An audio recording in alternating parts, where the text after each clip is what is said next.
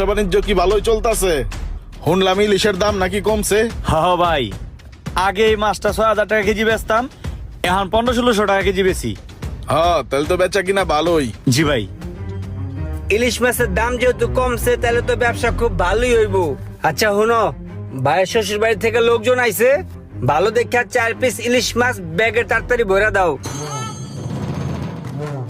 কিরে এত লেট হইতাছে, একটু তাড়াতাড়ি কর, আমার তো আরো কাজ আছে।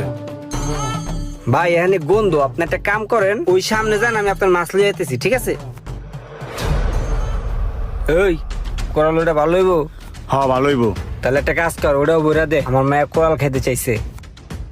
কোরাল মাছটা তেল জমে গেছে গারে। ঠিক আছে গেলাম, হ্যাঁ ভালো করে ব্যবসা করিস। এই পাতি নেতারা কয়দিন পর পর ব্যাগ বইরা মাছ লেগে জায়গা, কোনো টাকা দেয় না। কি যে একটা অবস্থা, ব্যবসা করে কোনো শান্তি নাই।